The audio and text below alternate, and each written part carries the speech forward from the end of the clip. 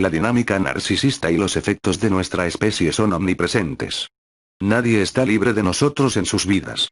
Ya sea el extraño al que sonreímos en el ascensor y recibimos una sonrisa a cambio, ganando así un poco de combustible, el amigo tenazmente leal que se asombra de nosotros y hace todo lo que queremos o la fuente primaria descartable y confusa, estamos en todas partes.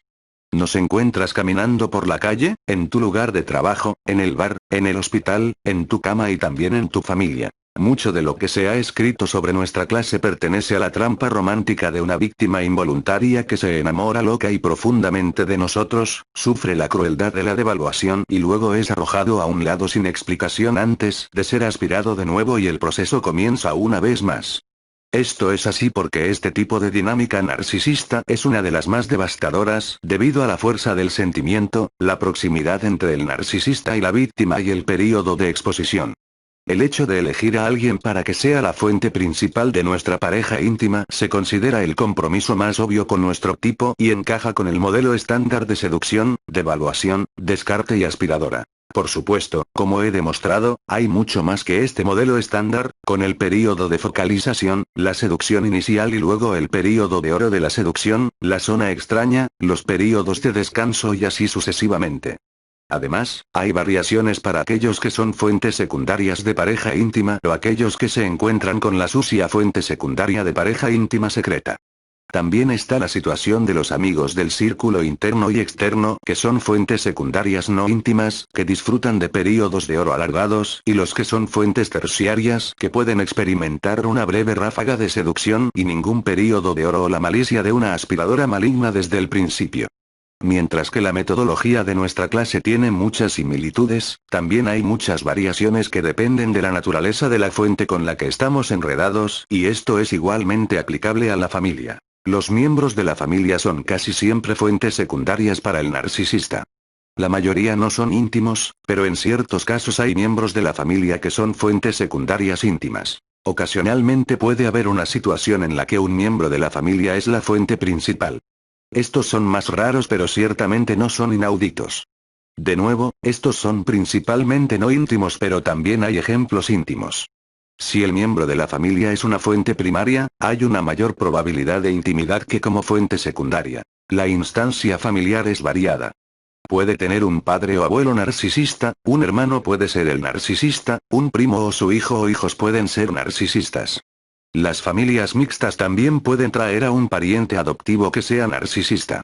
El tema de que un miembro de la familia sea narcisista es amplio, con una variedad de permutaciones y en este artículo trataré algunos de los aspectos clave del narcisista en un sentido familiar, proporcionando una visión general introductoria, con artículos posteriores que se centran en áreas individuales de toda esta dinámica. No hay seducción cuando hay una relación no íntima entre un narcisista y un miembro de la familia de sangre.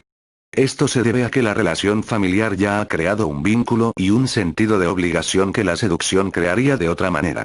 El narcisista no necesita establecer una conexión.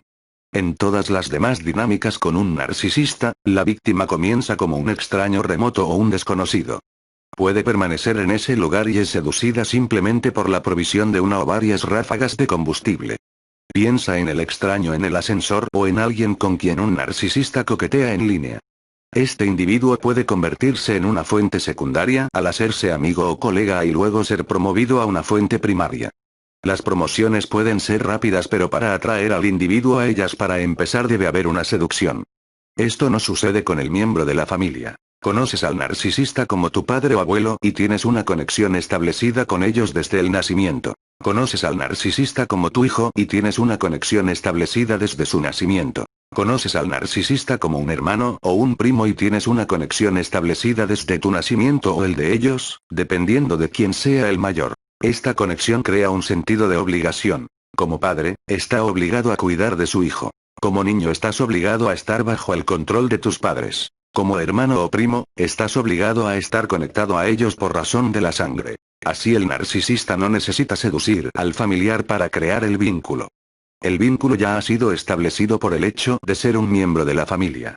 Esto le ahorra al narcisista un trabajo considerable. La excepción a esto es cuando el narcisista desea elevar la fuente a una fuente secundaria íntima o a una fuente primaria íntima, es decir, a través de la comisión de incesto e invariablemente es de naturaleza abusiva. Para que esto suceda, el narcisista debe dedicarse a la seducción para lograr la intimidad. Esto implicará manipulaciones para provocar esta coacción, aislamiento de otros miembros de la familia e influencias externas y el claro uso de incentivos y más amenazas para asegurar que la actividad incestuosa se mantenga oculta. La dinámica entre un narcisista familiar y su víctima caerá en una de estas categorías. Un período dorado alargado en el que la víctima siempre es bien tratada, parecido a una fuente secundaria del círculo interno. Aquí es donde la víctima familiar es tratada como una fuente secundaria. A este individuo se le concederá un estatus dorado o favorecido. Así, un hermano será el favorito, el niño será el niño de oro, un padre será favorecido sobre el otro, un primo será visto como favorito. La posición de ser dorado o favorito no es exclusiva.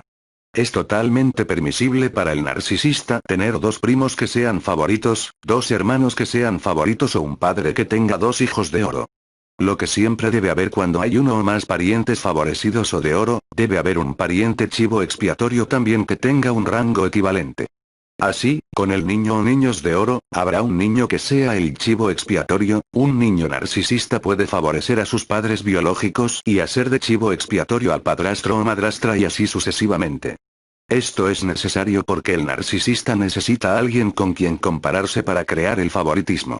Recuerde, siempre queremos desplegar contrastes, piense en ser colocado en el pedestal y luego arrojado al suelo, la provisión de gran sexo que luego es removido, etc., porque el contraste es el catalizador para un mejor drama, mayor rendimiento emocional y por lo tanto un combustible más potente. Cuando la víctima familiar se instala como fuente primaria, experimentará un patrón similar al de una fuente primaria no familiar, a saber, un período de oro para comenzar, pero luego seguirá la devaluación a su debido tiempo. Un período de devaluación alargado que está marcado por períodos de relevo. Esto es similar al patrón de comportamiento reconocido entre un narcisista y la fuente primaria. Aquí la víctima familiar está sujeta a las manipulaciones denigrantes del narcisista y, de vez en cuando, experimentará alivio de este estado al recibir un período de respiro en el que se visita un período dorado en la víctima. Sin embargo, la distinción aquí es que la víctima familiar no experimenta un período dorado para empezar. No hay necesidad de uno ya que no hubo necesidad de seducción, esto ya ocurrió a través del vínculo familiar que existe. Aquí es donde el individuo es tratado como una fuente secundaria familiar. La víctima es lanzada como chivo expiatorio y luego favorecida. En este escenario habrá vacilación entre dos fuentes. La fuente A es el niño dorado. La fuente B es el chivo expiatorio.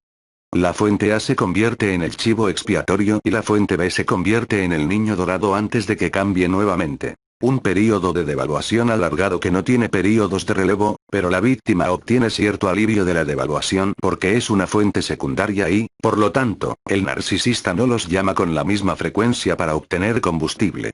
Durante esos períodos cuando el narcisista no está sacando combustible, la víctima queda sola.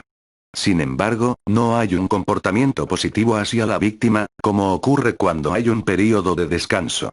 Esto generalmente ocurre entre el narcisista adulto y la víctima familiar adulta porque no viven juntos y porque la víctima es una fuente secundaria, por lo que el narcisista no hace demandas diarias de combustible negativo contra la víctima. Sin embargo, cada vez que hay una interacción entre el narcisista y la víctima, siempre es de naturaleza negativa, la víctima es elegida como la perpetua oveja negra de la familia, siempre el chivo expiatorio. Una fuente primaria familiar rara vez se descarta, pero sería degradada a una fuente secundaria, cuando el narcisista asegura una fuente primaria no familiar. Una fuente secundaria familiar rara vez se descarta.